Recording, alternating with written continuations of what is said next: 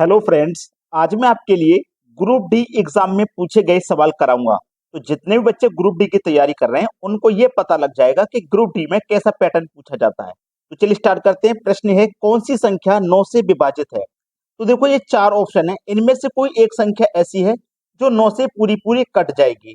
तो 9 से कटने का नियम आपको पता होने चाहिए, वो मैं आपको बता देता हूँ। ठीक है, देखिएगा, यहाँ पे मैं लिखता हूँ, जिन जिन संख्या जिन संख्या का योग योग 9 से 9 से कटता हो, वो पूरी संख्या वो पूरी संख्या वो पूरी संख्या 9 से कट जाएगी।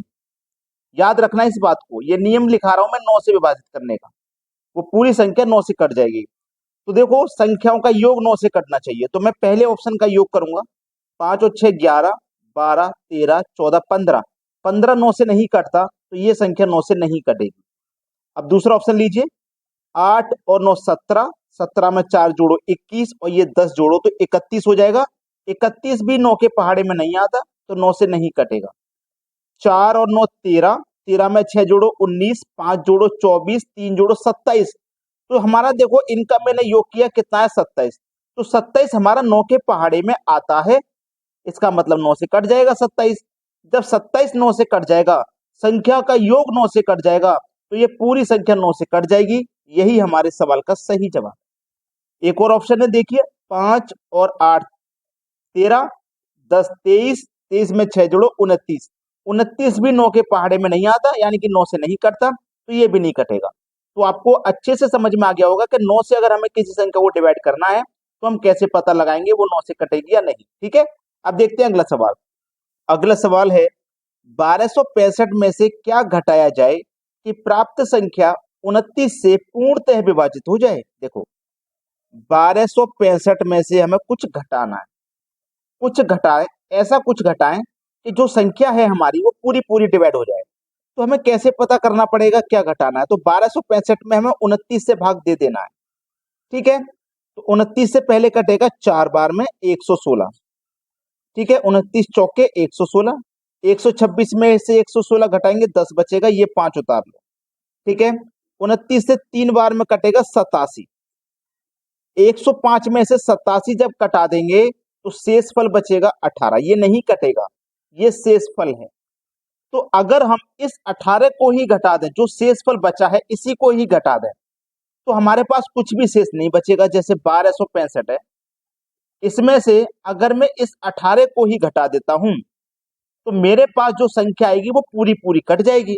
तो 1265 में से 18 कटाएंगे तो ये 1247 बचेगा, यानी कि 1247 बचेगा।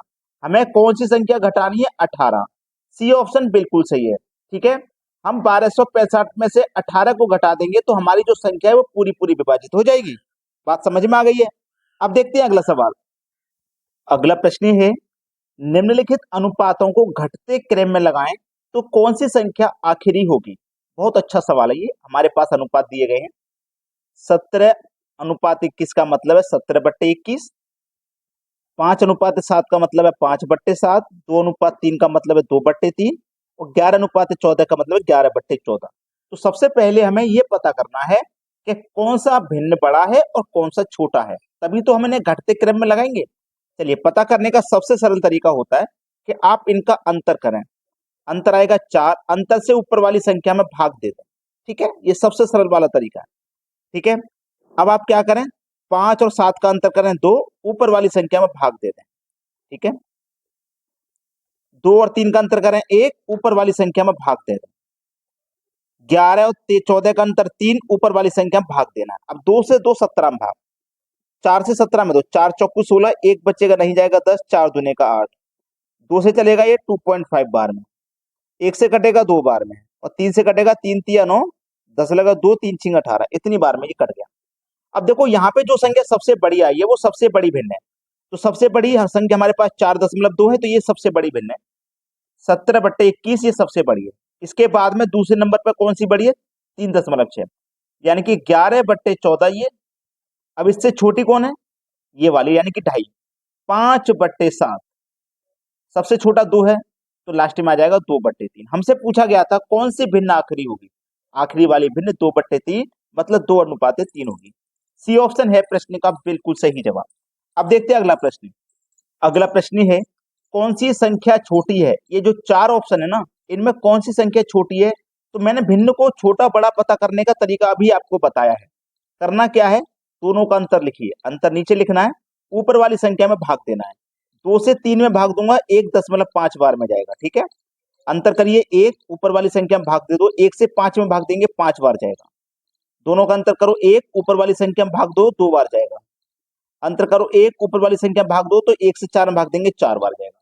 उसने पूछा सबसे छोटी कौन सी संख्या छोटी है, तो भैया सबसे छोटा आपको 1.5 मिलेगा, ये सबसे छोटा है, बाकी सब इससे बड़े हैं, तो पहला ही ऑप्शन है सही जवाब। अब देखेंगे अगला प्रश्न।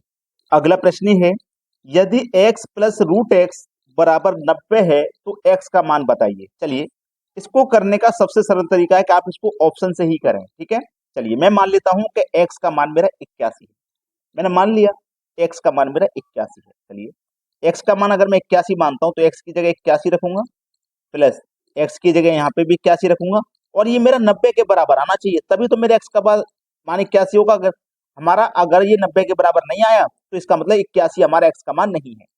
81 लिखिए, 81 का रूट करिए 9 और ये आना चाहिए 90 के बराबर। 81 में 9 जोड़िए 90, तो ये हमारे 90 के बराबर आ गया, तो इसका मतलब x का मान 90 है। अगर मेरा 90 के बराबर नहीं आता तो फिर मैं दूसरा ऑप्शन लेके देखता, ठीक है। अब देखते हैं अगला सवाल।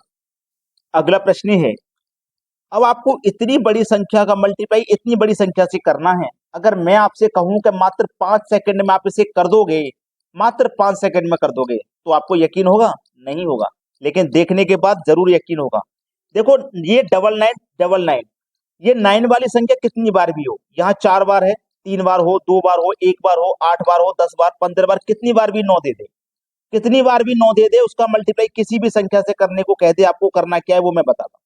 9 वाली संख्या का मल्टीप्लाई जिस संख्या से करना उस संख्या को लिखिए, 69696 लिख लिया। जितने 9 है, 4 9 है तो इसके आगे 4 जीरो लगा लो आप, 4 9 है तो 4 जीरो लगा लीजिए, लगा लिया ना। जिस संख्या से मल्टीप्लाई करना है 9 वाली संख्या को, उस संख्या को लिखो, जितने 9 है उतने जीरो लगा लो। अब इस संख्या में से इसी संख्या को आपको माइनस कर देना है, इसी संख्या को, ठीक है।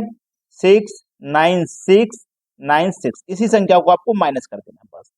10 में से 6 जाएगा 4, 9 बचा, 9 में से 9 जाएगा 0, ठीक है। यहाँ कितना बचा? 10, 9, 9 में से 6 जाएगा 3, 9 में से 9 जाएगा 0, 5 बचा, कैरी ले लो, 15 में से 6 जाएगा 9, 8 बचा, 8 6 9 6, ये सही जवाब है, ठीक है। देखो 304 किस ऑप्शन में, 304 इसमें है, 304 इसमें है, तो ये गलत है और ये गलत है। 304 से पहले 0 किस में है, 304 से पहले 0 इसमें नहीं है, इसमें है, तो पहला ही ऑप्शन है हमारे सवाल का बिल्कुल सही जवाब। समझ में आ गया ना सभी को कैसे करना है। अब देखते हैं अगला प्रश्न। अगला सवाल 56 divided by 1/3, 15 plus 12 minus 9 plus 6 minus 5 plus 7 ऊपर बार। देखिएगा अगर इसके ऊपर बार नहीं होता तो इसका सॉल्यूशन क्या होता, प्लस के 7 में से माइनस के 5 घटा देते तो प्लस का 2 आता, अगर बार नहीं होता तो। लेकिन यदि बार है तो इनको जोड़ा जाएगा, इनको जोड़ा जाएगा, ठीक है। माइनस का 5 और 7 जोड़ो तो माइनस का 12, ठीक है। 9 और 6 जोड़ो तो ये 15 है, तो ये पूरा ब्रैकेट हो गया इधर सॉल्व, ठीक है। और 15 में से माइनस कर दो 12 तो पूरे ब्रैकेट का मान आ गया 3।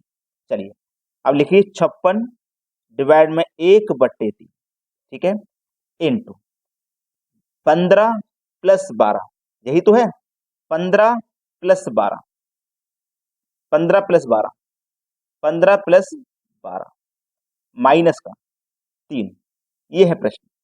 चलिए 56 डिवाइड बाई 1/3 इंटू, अब देखो 15 में प्लस का जोड़ो 12, 15 और 12 कितना हो गया 27, 27 में से माइनस कर देंगे 3 तो ये आ जाएगा 24, 3 से 24 कट जाएगा 8 बार में, तो ये क्या हो गया 56 डिवाइड में 8, यही तो हुआ। 8 से 56 में डिवाइड करो, 8 सत्ते 56, 7 बार में डिवाइड हो जाएगा, यानी कि डी ऑप्शन बिल्कुल सही है। तो उम्मीद करता हूं जितने भी बच्चों ने ये वीडियो पूरा देखा है समझ में आसानी से आया होगा और आपको ये भी पता लग गया होगा कि ग्रुप डी में किस तरीके के प्रश्न पूछे जाते हैं। ठीक है दोस्तों, धन्यवाद।